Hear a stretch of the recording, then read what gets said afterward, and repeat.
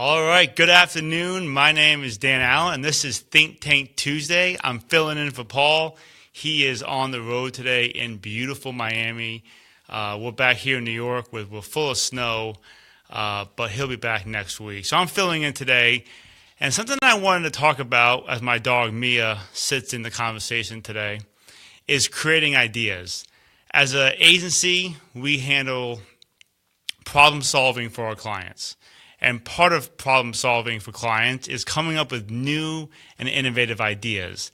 But the process of creating new ideas can be difficult. So in the past, it's important when you're trying to develop a culture of creating ideas that you have a safe place to do that. So many times in the past, we've had meetings where we say, we need a great idea for a new promotion. So Paul walks in and says, what do we got? And everyone just freezes. I don't know. I don't have any ideas.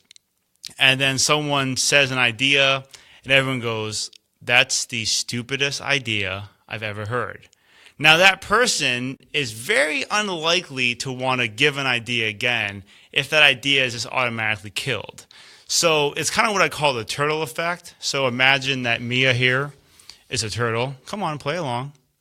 So imagine me as a turtle, and she pokes her head out of her shell, and she's going to try to find if it's a safe place. If it's not a safe place, she's going to go back into her shell. And it's kind of the same kind of theory with ideas, is that if you're having a situation where the people who are coming up with the ideas don't have a safe place to create and brainstorm and dream, they're very unlikely to want to continue to go out on the edge and take that risk. And that risk is basically where some of the best ideas that we come up with happens. So you might be in a situation where you need an idea quickly. It's advertising, so we need to come up with ideas very fast. But we still need to have an environment that is a safe place. Go ahead, speak your mind, give us an idea. No idea is a bad idea. Now, I say that to say that there are actually really bad ideas out there, all right? But creating a culture that you can just express those ideas is important, because some of the worst ideas become the best ideas. And I'll give you an example. We're sitting in a meeting, and one of our clients is a dealership, a car dealership down here in New York. And we're trying to think about what can we come up with for an idea for a promotion. And someone says, I know, let's blow up a vehicle in front of the dealership. Most of us, 95% of us, said that's a really bad idea. Now, from that really bad idea, we actually thought, but destroying a car would be pretty interesting. I feel like driving down the Wolf Road, which is our main road here in Albany, that would probably stop and turn heads, right? When people see an accident on the highway, people love to stop and see what's going on, right? So using that same idea, let's turn a car upside down and destroy it and put it in front of the dealership. So we did that promotion, and it worked really, really well. People wanted to come by, and they saw this vehicle upside down, and they wanted to see what was going on. It was a really good idea that came from a really bad idea. So when you're coming up with ideas for your clients or your business, try to think about that. How can you take the bad ideas? And sometimes it's easier to start with the bad idea, right? Telling your staff, guys, give me the worst idea you have for this problem and see what they come up with. And make sure it's important to record all these ideas that come up with so you can later go back through them and kind of brainstorm, and you never know what can develop. So ideas is super important for all things creative. It's important to our business. Our clients, they love what we do for them because of our ideas, because we're always thinking, we're always trying new things. We're not worried about failing and having to go back and say, that didn't work. What's next? So ideas is important. The second point is more ideas equals better ideas. All right?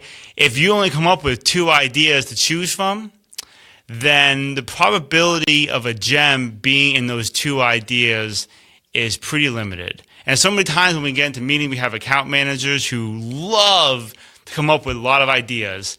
And they come in with just a glued mindset of an idea they want to do. And they've kind of already shut the other ideas out because they're so focused on this great idea they had that they're not actually receptive to other ideas. You want to have a huge bank of ideas, all right, and not be worrying about flushing out every detail.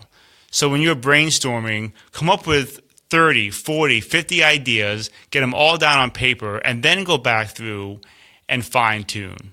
But don't fall in love. Falling in love with an idea is very difficult when you're trying to get the best possible idea out there, the best possible motive, the best possible creative to solve a problem.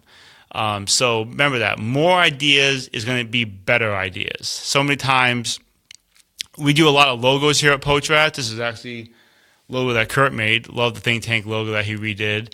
But we do a lot of logos here at Potrats. We do them for our clients. We do them for sales events. We do them for everything you can name up. And one of the things that we do is the designers all create logos for the same thing. So we have 5 different logos at a time, 6 different logos, 7 different logos. And out of all those options, we give to the client, and they pick, obviously, the one we hate the most, which is always the way it goes, right? You have like 10 ideas, and they pick the one you like the least. Never understood why that is. But the more options, the better, because you're able to see a lot of ideas and then pinpoint what you really like. If I only create one logo for you, it's going to be really difficult to find what fits the best and what solves the problem. So more ideas is better ideas. Next, keep track of your ideas. I've already mentioned this, but that's super important. Years later, some of those ideas you don't use that were not able to be done, maybe with technology and way things are going, now become a great idea. But if you don't record those ideas and keep them somewhere, you're going to lose out on potentially a huge idea that will shift the balance of your company, right? I try to use the whole Blockbuster analogy a lot, and Redbox. If you can remember a time where you actually had to go out of your house to rent a movie, all right? I know for some of you, you probably like, what? They did that? Yeah, we actually went to a store, walked through the shelves, and actually pulled out movies, rented them, and went home and watched them. But at that time, if someone would have said, yeah, we're going to have the ability to watch movies on your laptop or phone, someone would say, that's crazy. That's a horrible idea, and that's never going to catch on. But when technology catches up, that bad idea in their mind automatically becomes a great idea now. That puts Blockbuster out of business and creates a huge success with Netflix. So always be keeping track and never totally kill an idea. Next up is one of my favorites, is trial and error. At Potrats, we have a new idea. We go to the client with it. We say, listen up, this idea is going to be awesome. We want to do blank. And the client goes, well, that sounds kind of crazy. What have you seen the success with it? And we go, we don't know. This is the first time we're going to do it. And they go, so I'm the guinea pig, right? Because no one likes to be the guinea pig, right? But they are like, wow, like I'm the first one to do this idea. And we're like, yeah, we'll see how it works. Some people are all about it. Let's do it, jump right in. And some people are like, listen, it's kind of out of my comfort zone. I don't want to be the first one to do something. But you try something, and it's important to not be afraid of trying new things and not being afraid to fail. Failure is just one of those things here at Potrats that it's never a waste of time, because we can always learn something from those failures, right? So when it comes to ideas, always be trying, always be testing, and see what sticks. Sometimes as marketers, we assume we know how something is going to go over with the consumers and market. The market's always right. How people interact with your company, how people interact with your messaging, your advertising, they are always right. And so it's important to be trying new things. Don't fall in love, and realize, you go right there? She's just stretching. And don't be afraid to try new things, because that's how you fail. If we weren't constantly innovating, come up with new ideas, we wouldn't be one of the most sought after agencies in the area. So next point when coming up with ideas is take a break. Brainstorming meetings, I feel like, are some of the biggest waste of time you can do. I know it sounds cool to say, we're going to call a company meeting, right, Mia? Right? Right? We're going to call a company meeting, we're going to get everybody together, and we're going to just brainstorm for an hour. And what always happens in my history of being here at Potrats and being in marketing is that when you do that, you get blank faces for at least half that time. People just rocking back in their chair, trying to think of an idea on the spot. It doesn't work. So my suggestion is take a break from those meetings and try to brainstorm on your own and then come together with your ideas. Don't just sit in a meeting hoping that an idea will just come out of thin air, okay? Creativity needs structure. So many times people think, well, just give me a great idea and we'll go with it. Well, it's important to know the problem we're fixing, things about the client, things about what mediums we have to use. All those structural things with brainstorming is important because we can't just have nothing to go off of. So brainstorming separately as a group, coming together, and then going over the ideas is how you can get the best bang for your buck as far as spending time coming up with ideas. And again, falling in love with an idea is crucial to avoid. So many times when we have ideas here at Potrats, we try to, in our minds as marketers, we're kind of dead set on what's going to work, and we don't know. So creating ideas is going to be important for your business. Now, let's say, for example, you have a business and you feel like there's nobody in your business who's creative. I've actually heard clients say that there's nobody that we have that's creative, who has good ideas. They all just have nothing to say. They're quiet, they're timid, for whatever reason. Some of those people are going to be the best people to get feedback from. Some of our best ideas that Potrats has ever come up with has been from someone who was quiet, not very outspoken, who just needed a better environment to brainstorm. Okay? In a big group setting, that quiet person who has a great idea is not going to raise their hand and just jump in with a killer idea and be able to sell it. So it goes back to the first point, is creating a safe place for those people. The people who are in your staff, in your company, are going to have some of the best ideas out there.